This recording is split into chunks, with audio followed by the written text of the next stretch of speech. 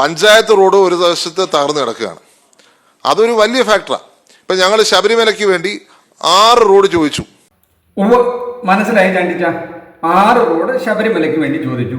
പഞ്ചായത്ത് റോഡുകളുടെ സ്ഥിതി മോശമാണ്, അങ്ങനെയല്ലേ ഉദ്ദേശിച്ചത്? ബാക്കിയും കൂടെ ഞങ്ങൾക്ക് അറിഞ്ഞാൽ കൊള്ളാമെന്നുണ്ട്.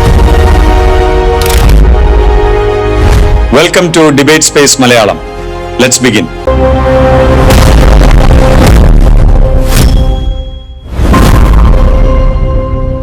ചാണ്ടിച്ചനാണെങ്കിലും നമുക്ക് ചോദ്യങ്ങൾ ചോദിക്കാതിരിക്കാൻ പറ്റില്ലല്ലോ. എന്നാ ഒന്ന് ചോദിച്ചു നോക്കാം. എന്തൊക്കെയുണ്ട് ചാണ്ടിച്ച വിശേഷങ്ങൾ? പഞ്ചായത്ത് റോഡ് ഒരു വശത്ത് തകർന്നു കിടക്കുകയാണ്. അതൊരു വലിയ ഫാക്ടറാണ്.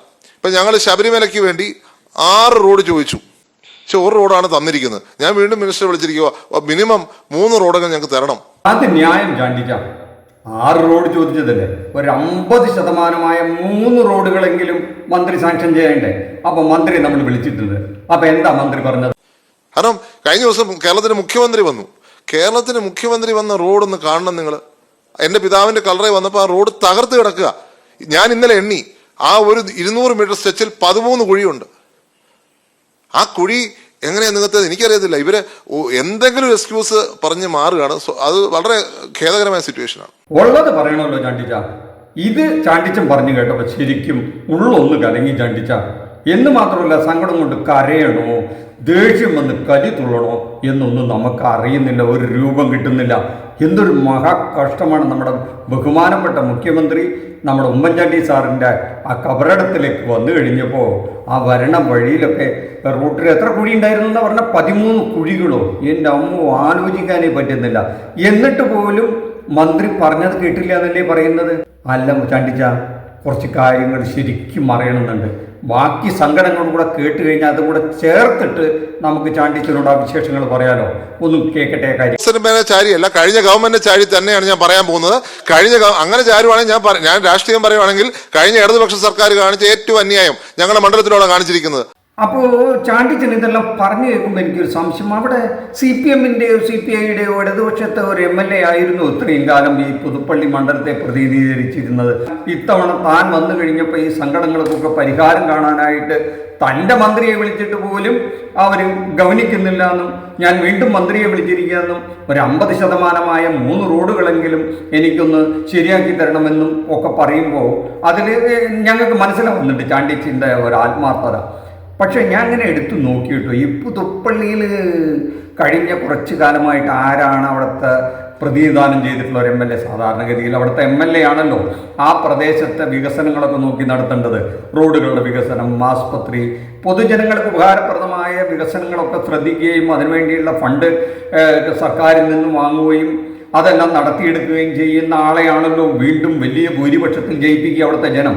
ആ രീതിയിൽ നോക്കുകയാണെങ്കിൽ, വെറുതെ ഒന്ന് നോക്കിയതാണ്, ഒരു ചരിത്രത്തിലേക്ക് തിരിഞ്ഞു നോക്കിയപ്പോൾ 1970 മുതൽ 2023 വരെ ഒരേ ഒരാളെയാണ് അവിടുത്തെ ജനം ജയിപ്പിച്ചുകൊണ്ടിരിക്കുന്നത്. അതാരാന്ന് ചാണ്ടിച്ചൻ അറിയുമോ?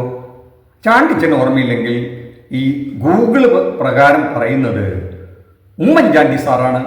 അത് താങ്കളുടെ പിതാവാണ്, ചാണ്ടിച്ചൻ്റെ പിതാവാണ്. 1970 മുതൽ 2023 അദ്ദേഹത്തിൻ്റെ മരണം വരെയും ആ മണ്ഡലത്തെ പ്രതിനിധീകരിച്ചത് എത്ര വർഷം ചാണ്ടിച്ച? 53 വർഷം. ആലോചിച്ച് നോക്കി, ഒരു മനുഷ്യായുസിൻ്റെ പകുതിയും കടന്നുപോയി എന്നർത്ഥം. ഒരു മനുഷ്യൻ ജീവിച്ചിരിക്കുകയാണെങ്കിൽ അത്രയൊന്നും ജീവിച്ചിരിക്കില്ലല്ലോ. അപ്പോൾ ഒരു മനുഷ്യായുസിൻ്റെ പകുതിയിലധികം താങ്കളുടെ പിതാവായ നമ്മുടെ ബഹുമാനപ്പെട്ട മുൻ മുഖ്യമന്ത്രി കൂടിയായിരുന്നു ഉമ്മൻചാണ്ടി സാറാണ് ഈ പുതുപ്പള്ളിയിൽ ഉണ്ടായിരുന്നത്.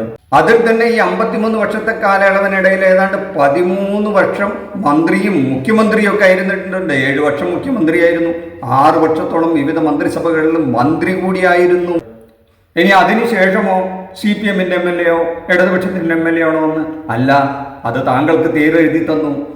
സാധാരണ മക്കൾക്ക് ദാനം കൊടുക്കുമല്ലോ, ആ രീതിയിൽ കൊടുത്തു എന്നാണ് പറയുന്നത്. അങ്ങനെ നിങ്ങൾക്ക് ഉമ്മൻചാണ്ടി സാറിനേക്കാൾ വലിയ ഭൂരിപക്ഷത്തിൽ അവിടുത്തെ ജനങ്ങൾ താങ്കളെ ജയിപ്പിച്ചു വിട്ടു. അപ്പോൾ കഴിഞ്ഞ ഏതാണ്ട് എത്ര വർഷമായി?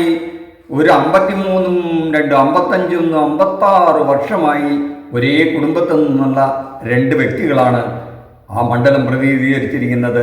അപ്പം ഈ റോഡുകളുടെ വികസനത്തെപ്പറ്റി ആരോടാണ് ചാണ്ടിച്ചൻ പരാതി പറയുന്നത് എന്ന് ചോദിക്കുകയാണ് ചില ഇടതുപക്ഷത്തെ സുഹൃത്തുക്കൾ. അവരോട് നമ്മൾ എന്ത് മറുപടിയാണ് പറയുക?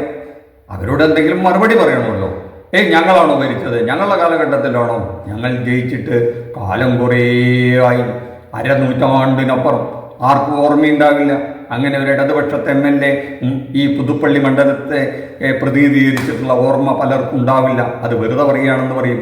അപ്പം താങ്കളുടെ പാർട്ടി എന്ന് പറഞ്ഞാൽ പോരാ, താങ്കളുടെ കുടുംബത്തിൽ നിന്ന് താങ്കളുടെ പിതാവും പിന്നീട് താങ്കളും പ്രതിനിധീകരിക്കുന്ന ഈ മണ്ഡലത്തിലെ അവസ്ഥയെപ്പറ്റി ഇങ്ങനെ പൊതുജന സമക്ഷം വന്ന് കരയുമ്പോൾ അതൊരു നാണക്കേടില്ലേ എന്നാണ് ചില ഇടതുപക്ഷ സുഹൃത്തുക്കളും ഒക്കെ ചോദിക്കുന്നത്. അതിന് താങ്കൾക്ക് എന്തെങ്കിലും മറുപടി അവരോട് പറയാനുണ്ടാവോ?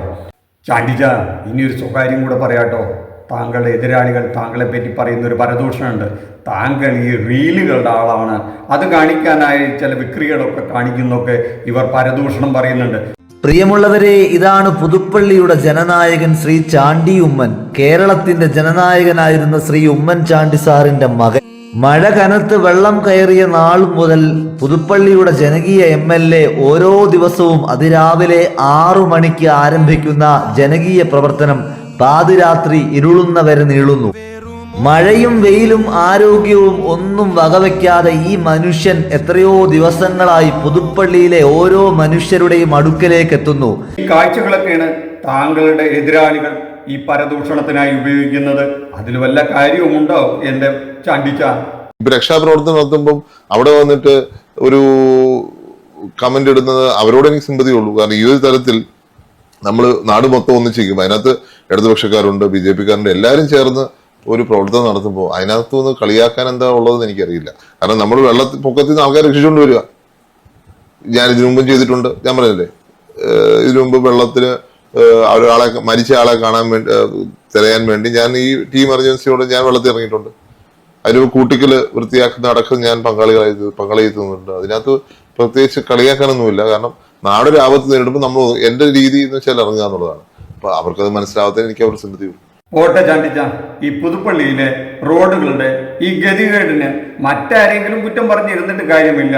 കാരണം കഴിഞ്ഞ അരനൂറ്റാണ്ടിലധികം ഏതാണ്ട് 56 വർഷമായി താങ്കളുടെ പാർട്ടിയെ പ്രതിനിധീകരിച്ചുകൊണ്ട് തന്നെയാണെങ്കിലും താങ്കളുടെ ഈ ഒരൊറ്റ കുടുംബത്തിൽ നിന്ന് 2 വ്യക്തികളാണ് ആ മണ്ഡലത്തിന്റെ കാര്യങ്ങളെല്ലാം നോക്കി നടന്നിട്ടുള്ളത്.